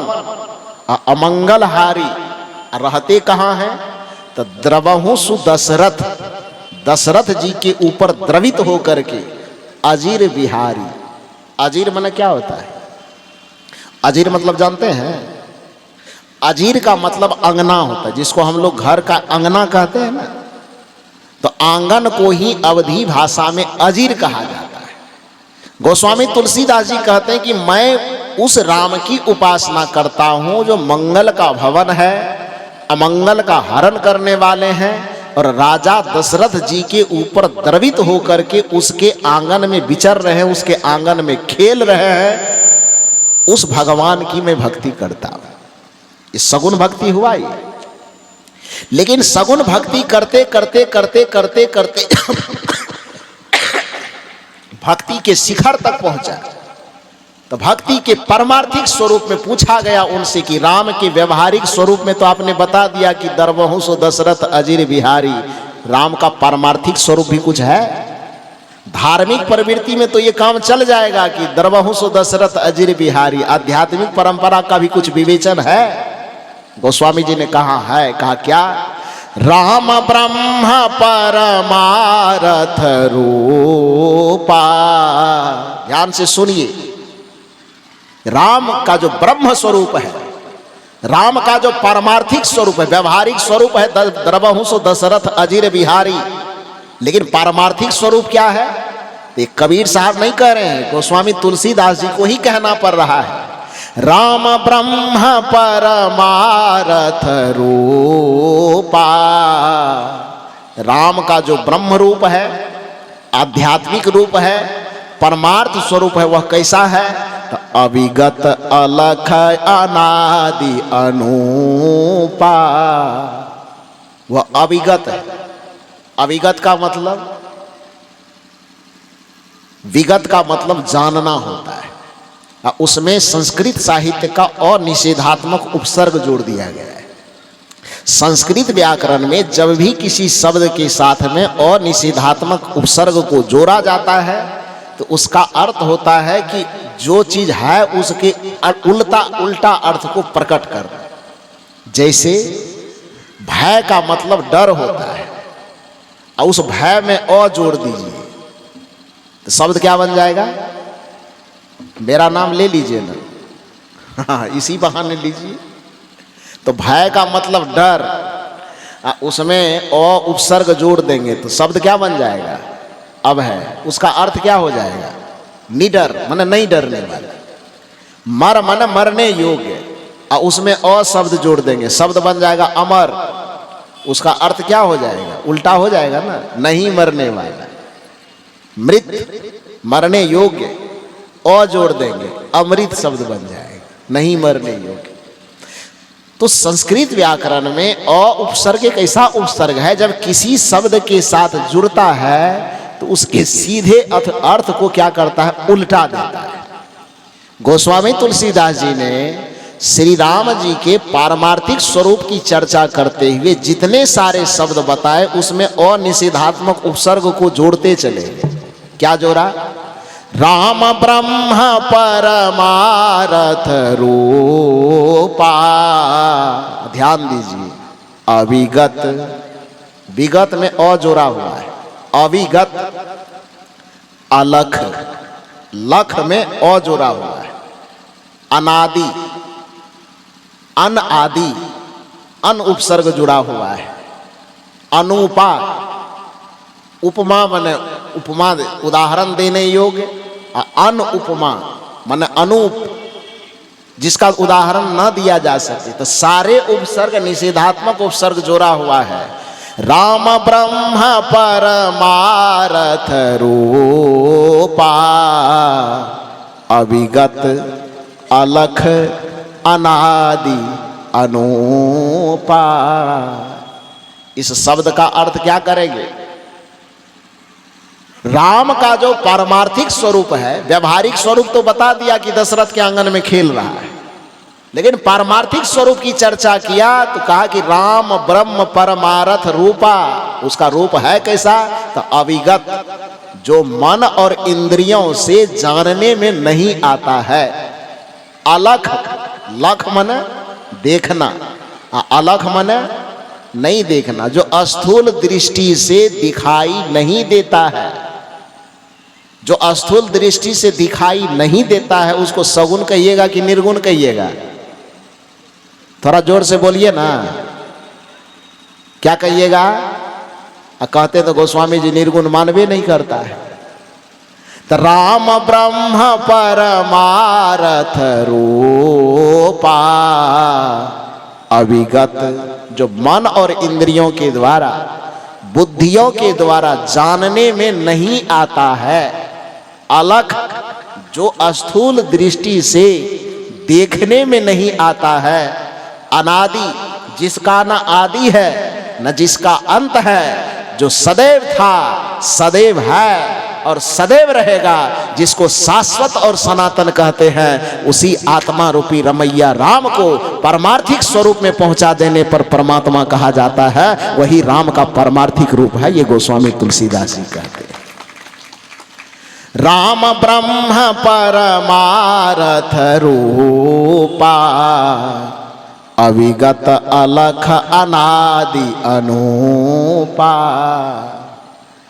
भक्तों ने पूछ लिया कि सगुन वाले जो दशरथ अजीर बिहारी की बात करते हैं, उसका ठिकाना तो हम लोगों को मालूम है कि अयोध्या में है। अभी अभी भी नया मंदिर बना है, स्थापित हो गए। तो सगुन वाला तो पता मालूम है कि दशरथ जी के आंगन में खेल रहा है, तो दशरथ जी का आंगन अयोध्या में ही माना गया है, तो वहां तो पता है। लेकिन जिस निर्गुण राम की चर्चा कर रहे हैं, तो उसका रहने का ठिकाना भी जरा बताइए, वो कौन मंदिर में रहते हैं? अब कबीर साहब तो चिल्ला चिल्ला के कह ही रहे हैं कि घट घट निवास करते हैं। संतों की परंपरा ये पुकार के कह रहे हैं कि वो घटवासी है। लेकिन चूंकि यहाँ गोस्वामी तुलसीदास जी की चर्चा और रामचरितमानस की चर्चा हो रही है, इसलिए न कबीर साहब से पूछना है, न मेही बाबा से पूछना है, सीधे गोस्वामी जी से ही पूछना है कि आपने मंगल भवन अमंगल हारी का पता तो अयोध्या में बता दिया है, लेकिन जिस परमार्थिक राम की चर्चा कर रहे हैं उसका पता क्या है? गोस्वामी जी कहते हैं उस परमार्थिक राम का पता है प्रकृति पार प्रभु सब उर्वासी, ब्रह्म निरीह विरजय विनाशी। गोस्वामी जी कहते हैं कि राम का जो पारमार्थिक स्वरूप है वो प्रकृति के अंदर नहीं रहता है। अब प्रकृति से यदि उसको बाहर कर दीजिए, आप प्रकृति के अंदर नहीं रहता है, तो आप यह बताइए कि फिर अयोध्या प्रकृति के अंदर आएगा कि बाहर जाएगा? जो आप तीर्थ करेंगे वो प्रकृति के अंदर आएगा कि बाहर जाएगा? जो व्रत करेंगे, जो पूजा करेंगे, जो पाठ करेंगे, जो उपवास करेंगे, जो भी कृत्य करेंगे आप, वह प्रकृति के अंदर करेंगे कि बाहर करेंगे? अंदर करेंगे ना। गोस्वामी जी कह रहे हैं कि राम का जो पारमार्थिक स्वरूप अंदर वाला नहीं है, तब प्रकृति पार, एक ही बार में पार कर दी। इसी बात को पूज्य बाबा महर्षि मेही ने बड़े सुंदर तरीके से सुबह के प्रार्थना में गाया है। सब क्षेत्र क्षर अपरा परा और अक्षर पार में, निर्गुण के पार में, सगुण के पार में, शब्द के पार में, ज्योति के पार में, सब के पार करते करते करते करते करते तब अंत में कहते हैं मैं ही जावे सबके पार में, सबके पार में। गोस्वामी जी कह के ये इतना लंबा पार खींचना ठीक नहीं है, हम एक के बार में कह देते हैं प्रकृति पार प्रभु सब उर्वासी, ब्रह्म निरीह विरजय विनाशी। प्रकृति के जितने विषय हैं, प्रकृति के जितने प्रपंच हैं, प्रकृति के जितने गुण हैं, प्रकृति के जितने आवरण, जितने विकार हैं, सब के पार में पहुंच जाने पर आपके हृदय रूपी मंदिर में ही, आपके उर रूपी मंदिर में ही वह राम रूपी परमात्मा निवास करता है। इसका वर्णन गोस्वामी तुलसीदास जी भी कर रहे हैं। तो वो जो चर्चा हो रही है परमार्थिक राम की, वो निर्गुण राम हुआ कि सगुण राम हुआ? क्योंकि सगुण वाला राम जो होगा वो मंदिर में मिलेंगे, और निर्गुण वाला जो राम होगा वो कहां मिलेंगे? प्रकृति पार प्रभु सब उर बासी, सब हृदय में मिलेंगे। उर का मतलब हृदय ही होता है। उसी की चर्चा हमारे पूज्य यशेंद्र साहब जी कर रहे थे। ईश्वर हमारे ईश्वर सर्वभूतानाम हृदय अर्जुन तिष्ठितः, कि हे अर्जुन, ईश्वर सभी प्राणियों के हृदय में ही निवास करता है। और कुछ लोगों का जो कहना है कि कबीर साहब को ईश्वर परमात्मा नहीं मानते, उसको ठीक ठीक समझ लेना चाहिए। कबीर साहब पुकार पुकार करके बारंबार कहते हैं कि जौ तिल माही तेल है। कल भी मैंने इस हाय शब्द पर बड़ा जोर दिया था कि ऐसे घट घट राम है। कबीर साहब है की बात कर रहे हैं। दूसरी साखी, जौ तिल माही तेल है, जौ चकमक में आग, तेरा साईं तुझ में जाग सके तो जाग। ये नकारने की बात है कि स्वीकारने की बात है नकारात्मक बात नहीं है सकारात्मक बात है, वो स्वीकार करने वाली बात है।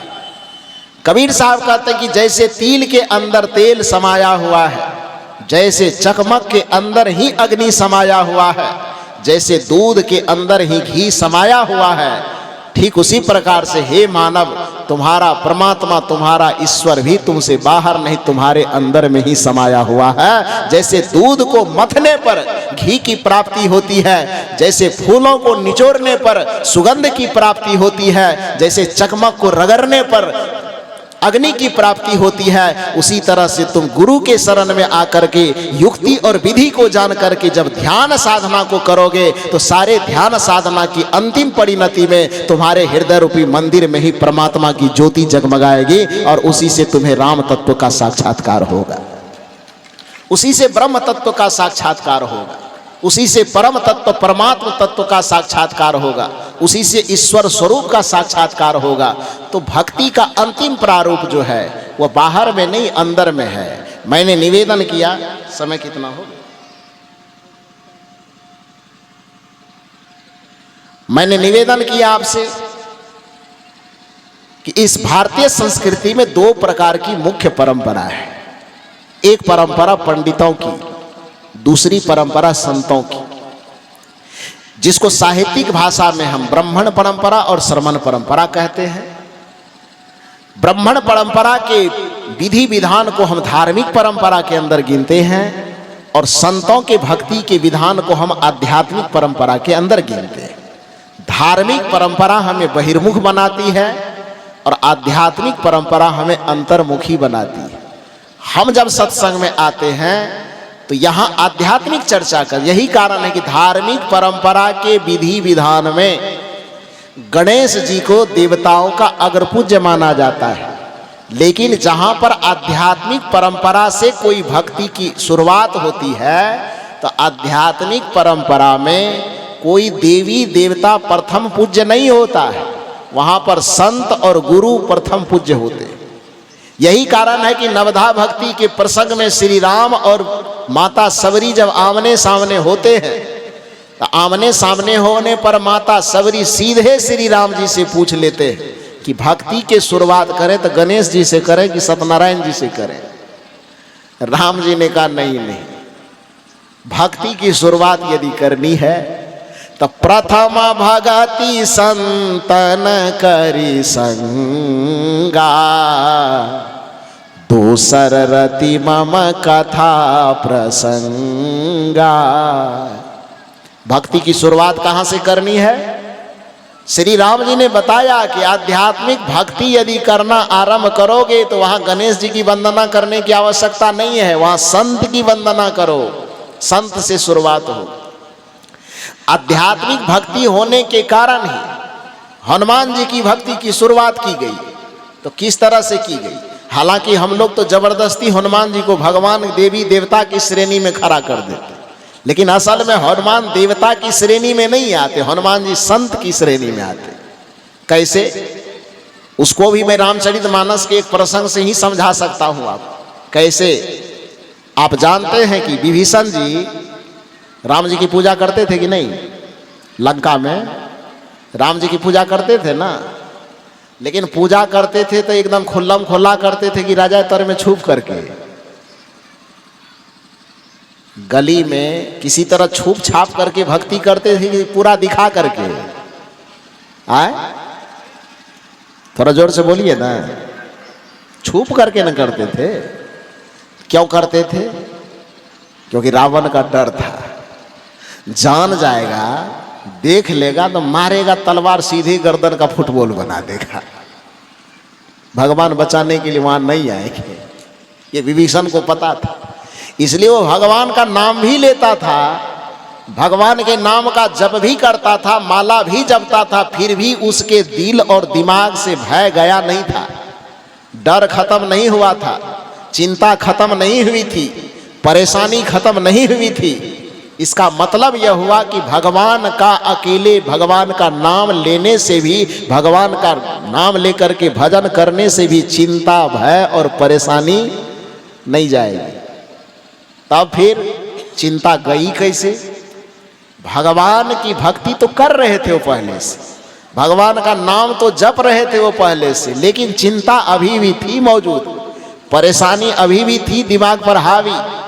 लेकिन हुआ क्या कि लंका में जब हनुमान जी प्रवेश करते हैं और आकाश मार्ग से जाते जाते सब जगह निरीक्षण करते हैं कि किस कमरे में सीता जी है कि नहीं है, तो उसी निरीक्षण करने के दरमियान में विभीषण जी के कमरे के पास जब हनुमान जी पहुंचते हैं तो क्या होता है? आवाज आती है भीतर से, राम राम राम जप हो रहा है, लेकिन धीरे धीरे हो रहा, क्योंकि डर डर के कर रहा है। हनुमान जी को जैसे ये बात सुनाई पड़ी, हनुमान जी भी इधर थोड़ा जोर से लगाए, जय श्री राम। अब दोनों चौंक गए, अंदर वाले की आवाज सुन करके हनुमान जी चौंक गए, और हनुमान जी की आवाज सुन करके भीतर में जो बैठ करके जप रहे थे वो चौंक गए। ये कौन, कहां से आ गया भाई? विभीषण जी बाहर आते हैं और बाहर आने के बाद हनुमान जी से मुलाकात होती है, दोनों का आपस में परिचय होता है। एक दूसरे का परिचय जानने के बाद जब पता चलता है कि ये भी राम भक्त हैं, ये भी राम भक्त हैं, तो उस जगह विभीषण जी ने जो हनुमान जी के लिए संबोधन किया, क्या किया है? जब दोनों आमने सामने हो गए, परिचय पाती हो गई, उसके बाद विभीषण जी ने हनुमान जी के लिए क्या उद्बोधन किया है? अब भरोस मोहि भय हनुमंता, अब बिनु हरि कृपा मिलहि नहीं संता। कहा है कि नहीं कहा है कि बिनु हरि कृपा मिलहि नहीं देवी या देवता? तब बिनु हरि कृपा मिलहि नहीं संता। तो हनुमान जी का जो संबोधन विभीषण जी के द्वारा हुआ है, देवी और देवता के रूप में हुआ है कि संत के रूप में? संत के रूप में न हुआ जी। तो इतना दिन से विभीषण जी भगवान की भक्ति तो कर रहे थे, किंतु उनके मन से डर, चिंता और परेशानी खत्म नहीं हुई थी। लेकिन आज पहली बार उसको एक संत के रूप में हनुमान जी से मुलाकात हो गई। तब भगवान अकेले पहले से था, अब बीच में मुलाकात हो गई संत की, और संत की युक्ति जान करके, विधि जान करके जब विभीषण जी भगवान की भक्ति करने लगे, तब विभीषण जी का उद्धार हो गया। विभीषण जी की चिंता परेशानी खत्म हो गई, उसके जीवन के दुखों का निवारण हो गया। हुआ कि नहीं हुआ? हुआ ना। तो इसका अर्थ क्या हुआ कि भगवान, यदि भगवान की भक्ति हमारे पास हो लेकिन उसके साथ में संत की युक्ति ना हो, गुरु की युक्ति ना हो, तो पर भी हमारा उद्धार बाकी रहता है, उद्धार नहीं हो पाता है। इसलिए गुरु महाराज की पंक्ति में आता है कि बिन दया संतन के में ही जानना उस राह को हुआ नहीं। आज तक किसी के लिए नहीं हुआ है, होता नहीं, अभी वर्तमान में भी नहीं हो रहा है, अब होनहारा है नहीं। आगे भी समय जब आएगा, जब तक यह सृष्टि रहेगी, बिना संतों की युक्ति जाने किसी का भी उद्धार और किसी का भी कल्याण नहीं होने वाला है। विभीषण जी के प्रसंग में यही बात आती है, संत का दर्शन होने से, भगवान की भक्ति तो थी पहले से पास में, लेकिन उस भक्ति के साथ संत की युक्ति जुड़ी हुई नहीं थी। और जैसे ही भगवान की भक्ति के साथ में हनुमान रूपी संत की युक्ति जुड़ गई, उसी समय विभीषण ने कहा कि अब भरोस मोहि भय हनुमंता, अब बिनु हरि कृपा मिलहि नहीं संता। संत का दर्शन हुआ, अब मेरा कल्याण हो जाएगा। तो कहने का ये अभिप्राय है कि भक्ति की जो आध्यात्मिक शुरुआत है वो संत की परंपरा से है। इसलिए प्रथम भगति संतन करी संगा, फिर आगे बढ़ती है। मैंने कहा कि हनुमान चालीसा चूंकि संत की परंपरा का निर्वहन करने वाला है, इसलिए उस हनुमान चालीसा में भी जो भक्ति की शुरुआत होती है, कुछ लोग तो सीधे लड्डू लेकर के हनुमान जी के मंदिर पहुंच जाते हैं, भगवान के मंदिर पहुंच जाते हैं, सत्संग का मतलब नहीं लगाते, जाओ भगवान की भक्ति करवे करते थे, सत्संग फत्संग सुन के क्या करेंगे, ये गुरु को चुन करके क्या करेंगे, सीधे डायरेक्ट संबंध भगवान से है ही, पूजा पाठ कर ही लेते हैं, सब चीज कर लेते हैं, ये सत्संग गुरु इसकी जरूरत क्या है।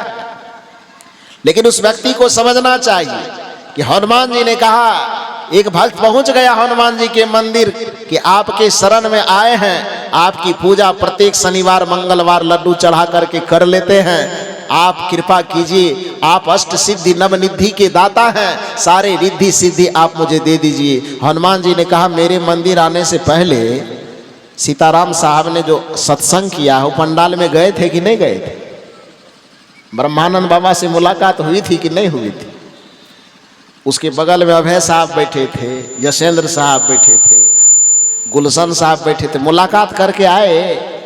उन्होंने कहा कि हमरे जैसे उसको भी तो 2 आँख 2 हाथ है, हमरे जैसा बोलता है, वही रामायण गीता पढ़ता है, हम लोग भी पढ़ ही लेते, तो उसकी संगति करने की क्या जरूरत है? संत की क्यों संगति करें? और डायरेक्ट संबंध आपसे जुड़ा हुआ है ही, लड्डू प्रसाद आपको चढ़ाते ही हैं, तो फिर ये बीच में संत की भक्ति कहाँ से हो गई? हनुमान जी ने कहा, नहीं भैया, ऐसा नहीं होता है।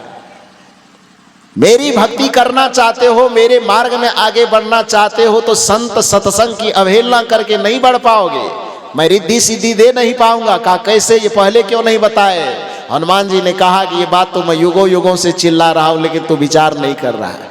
लोगों ने कहा कैसे चिल्ला रहे हैं? हनुमान जी ने कहा, मेरा चालीसा पढ़े हो? भक्त ने कहा, पढ़े तो नहीं है, लेकिन लाउड स्पीकर से सुने हैं। सुने हो तो कभी विचार किए हो कि नहीं? कहा नहीं किए हैं। कहा आज सुन लो मेरे मुंह से। और आज हनुमान जी अपना चालीसा खुद पढ़ रहे हैं। श्री गुरु चरण सरोज रज निज मन मुकुर सुधार, वरनौ रघुवर विमल जसु जो दायकु फल चार, बुद्धिहीन तनु जानिके सुमिरौ पवन कुमार, बल बुद्धि विद्या देहु मोहि, हरहु कलेश विकार। ये दोहा कभी सुने हैं कि नहीं सुने हैं? इधर वाला बताओ, सुने हैं? कौन कबीर साहब बनाया है कि कबीर पंथी बनाया है? किसका बनाया हुआ दोहा है? गोस्वामी तुलसीदास जी ने हनुमान जी की गुण गाथा गाते हुए इसको लिखा है। हनुमान चालीसा की यह पहली पंक्ति सुने तो हजारों बार, विचार किए कभी? यदि विचार कर लिए होते तो सत्संग की अवहेलना कभी नहीं कर पाते, गुरु और संत की अवहेलना कभी नहीं कर पाते। केवल मंदिर से मतलब नहीं रह जाता। और यदि भगवान की भक्ति करने वाले इस प्रसंग को समझ जाते तो ये पंडाल, ये जो खाली दिखाई दे रहा है, कोई चीज खाली रहता जी? वो सुने हैं लेकिन समझने की कोशिश नहीं किए हैं। समझ जाओगे तो फिर संतों को के चरण को छोड़ोगे नहीं आप। हनुमान जी कहते कि मेरी रिद्धि सिद्धि, मेरी कृपा प्राप्त करना हो या जीवन में चारों फलों की सिद्धि एक साथ प्राप्त करना हो तो भक्ति की शुरुआत सीधे मंदिर से कभी मत करना। का तब तो श्री गुरु चरण सरोज रज, किसके चरण से शुरुआत करनी है? भोला बाबा के। तब हनुमान जी करें, हमरो चरण से काम नहीं चलेगा। क्योंकि हमारी कितनी भी जय जयकार कर लो, 33 करोड़ देवी देवता की कितनी भी जय जयकार कर लो, लेकिन अंतिम कृपा का मोहर जो चाहिए वो किसका चाहिए? हनुमान चालीसा के ही प्रसंग को सुनिए। जय जय जय हनुमान गोसाई। आगे आप बोलो, सब प्रवचन हम ही कर देंगे, आपका कर्जा खाए है कि? बढ़िया बढ़िया लिट्टी चोखा बना के हमारे सीताराम साहब खिलाए हैं। इस संतों को फल फूल मंगा के काजू भूज भूज करके खिलाते हैं। कि रो दही चूरा चल रहा है तो किधर और कुछ चल रहा है। तो इतनी व्यवस्था वो कर रहे हैं और खाली अकेले प्रवचन हम बोलते हैं और आप सुनते हैं, ऐसा कैसे हो सकता है? थोड़ा आप भी बोल दो, आधा प्रवचन हम कर रहे हैं, आधा आप कर दो। जय जय जय हनुमान गोसाई। बड़ा कमजोरा गए। नीतीश कुमार का दिया हो 10,000 खत्म हो गया।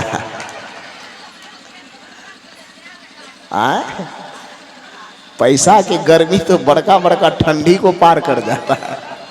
तो अभी तो नया नई 10,000 लेवे की हो तो इतना नरम नरम हो के क्यों बोलती? उधर वाला नरमा के बोले तो बात समझ में आती है, उसके पैकेट में भी गया नहीं है। वो लोग को हम सलाह देंगे कि आप लोग भी जीविका वाला ग्रुप बना लीजिए अपना, तो अगले टर्म में आपको भी मिल जाएगा। क्या बोले? हाँ अच्छा, फिर आ जाएगा, चिंता मत करो। जोर से अभी बोल दो ना, हनुमान जी की कृपा हो जाएगी। तो जय जय जय हनुमान गोसाई। क्यों करेगा गुरुदेव कृपा? एक कोठो लड्डू चढ़ाइए ब्रह्मानंद बाबा। स्वामी जी एक कोठो लड्डू मिला है, हमको तो नहीं मिला है। डोलची फूलची सब लेकर के खाली मंदिर मंदिर दौड़ते जाती हो। संत की अवहेलना, संत के प्रति कोई प्रेम नहीं, सत्संग से कोई लगाव नहीं, सत्संग के महत्व को जीवन में कोई जगह नहीं। क्यों करें गुरु कृपा आपके ऊपर? लेकिन हनुमान जी कह रहे हैं कि मेरी कृपा या 33 करोड़ देवी देवता की कृपा तब तक सार्थक नहीं होगी जब तक उस पर अंतिम मोहर गुरु की कृपा की नहीं लगेगी। जय जय जय हनुमान गोसाई। हाँ, कृपा करहु गुरुदेव की नाई। नाई का मतलब जैसे हो। नवा का दीर्घई, नाई मन दाढ़ी बनाने वाला। नवा का अंशुआ दीर्घई, नाई का अर्थ जैसे। संस्कृत में उसको यथा कहते हैं, हिंदी में जैसे कहते हैं, और अवधी में उसी को नाई कहा जाता है। नाई नहीं, नाई बोलने में नहीं उजिया तो थोड़ा नाक को दबा करके बोलो, नाई बोला जाएगा। जय जय जय हनुमान गोसाई। कृपा करहु गुरुदेव की नाई।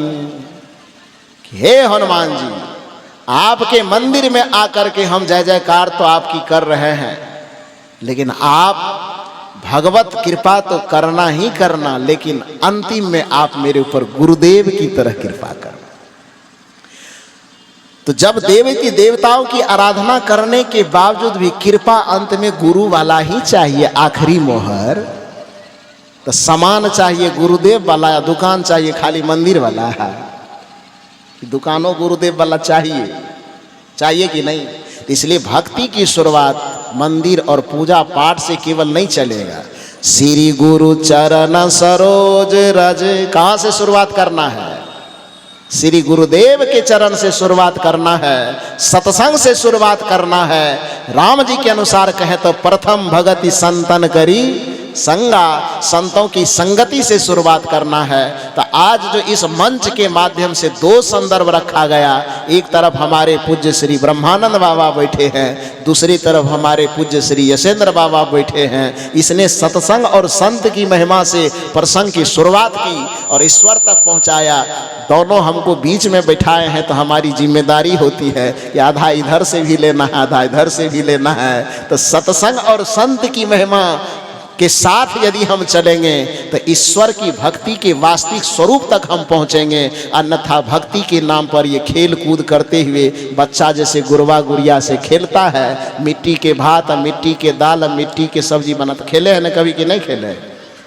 आए बचपन में मिट्टी के भोज भात नहीं खाए हैं? तब देखिए सबको हंसी आ रहा, अपना बचपन में सब खेला है, हम लोग भी खेले। बच्चे में बच्चा निमंत्रण देना है, समधियों मिलन करना है, अब भोज भात करना है तो मिट्टी की दाल, मिट्टी के भात, मिट्टी के पापड़ तो कोई चीज़ का पत्ता का बनाते थे ना। अब पत्तल में मिट्टी परोस रहे हैं, नाम अलग अलग ले रहे, कढ़ी ले लो, बड़ी ले लो, पापड़ ले लो, दाल ले लो, भात ले लो, और उसके बाद हाथ में से उठा करके मुंह में जाएगा तो खराब लगेगा। खाना है तो कैसे खाना है? हाथ से उठा करके यहाँ सटा करके पीछे क्या करना है? फेंक देना है। और कितनों वो दाल भात करी बड़ी खा ले, पेट में भूख लगेगा, दौड़े दौड़े कहाँ जाओगे? आए घर जाओगे ना, क्योंकि उससे चाहे तुम्हारा जितना मनोरंजन हो जाए, भूख मिटने वाली नहीं है। वो नकली दाल भात जितना खा लो, तुम्हारा मन कुछ देर के लिए भले उमंग में नाच सकता है, लेकिन असली भूख मिटाना है तो असली दाल भात के पास पहुंचना होगा। उसी तरह से भक्ति और भजन के नाम पर चाहे तुम धार्मिक कर्मकांड और रीति रिवाज में फंस करके बाहर का कितना भी कर्मकांड कर लो, वो मिट्टी के दाल भात गुरबा गुड़िया के खेल के जैसा ही होगा। यदि असली भक्ति करना है तो संतों के चरण में आओ और उनसे युक्ति जान करके, उससे विधि जान करके, ध्यान और साधना के माध्यम से उस परमात्मा के वास्तविक स्वरूप को समझो और उस परमात्मा की वास्तविक भक्ति करो। यही सत्संग का सार है, यही ज्ञान और भक्ति का सार है, जिसका प्रचार ये संत लोग इस सत्संग मंच के माध्यम से करते हैं। तो आज आप लोग त्रिदिवसीय सत्संग समारोह के दूसरे दिन की इस अपराह्नकालीन सत्संग सभा में विभिन्न संत गुरुजनों से बहुत सारी बातें सुनी, जिसमें दो प्रमुख बात हमारे पूज्य स्वामी श्री ब्रह्मानंद जी महाराज ने सत्संग और संत की महिमा बताते हुए अपने प्रसंग को आपके सामने रखा, और हमारे पूज्य श्री यशेंद्र साहब ने ईश्वर परमात्मा देवी देवता की व्याख्या करते हुए आपके सामने कुछ चिंतन रखे। दोनों के विचारों का सारांश मैंने थोड़ा बहुत आपके सामने रखने की कोशिश की कि ईश्वर परमात्मा की भक्ति को वास्तविकता में समझने के लिए हमें पंडितों की परंपरा से मुक्त होना होगा, धार्मिक परंपराओं से मुक्त होना होगा, और हमें आध्यात्मिक परंपरा की संगति में आना होगा। बहिर्मुखता से हमें अंतर्मुख होना होगा। कर्मकांडों से छूट करके हमें जप, संयम, साधना, भजन, ध्यान इत्यादि पर जोर देना होगा। और जिस दिन बाहर का पट बंद हो करके अंदर का पट खुलेगा, जिस दिन सीता मंदिर से बाहर आएगी, फुलवारी में आएगी, तो राम सामने में खड़े मुस्कुराएंगे। उसी तरह से जिस दिन आप परंपरा और रीति रिवाज की कटघरे को लांग करके आप संतों के विचार में आ जाएंगे, उसी दिन अपने हृदय में अपने परमात्मा को मुस्कुराते हुए पाएंगे। यही भक्ति और सत्संग का सार है। बस इतना ही निवेदन करके, इतनी ठंडी में भी आप सब लोग यहाँ बैठ करके इस तरह से मेरे विचारों को सुना, इसके लिए आप सबों को बहुत बहुत साधुवाद देते हुए, मंचासीन जितने हमारे पूज्य संत गुरुजन हैं, सबके चरणों में कोटि कोटि नमन वंदन करते हुए, दर्शक दीर्घा में विराजमान जितने देवी देवता बैठे हुए हैं, सबके हृदय में रमने वाले उस रमैया राम को, उस परमात्मा को सादर नमन वंदन करते हुए मैं अपनी वाणी को यहीं पर विराम देता हूँ। बोलिए सद्गुरुदेव की, बोलिए।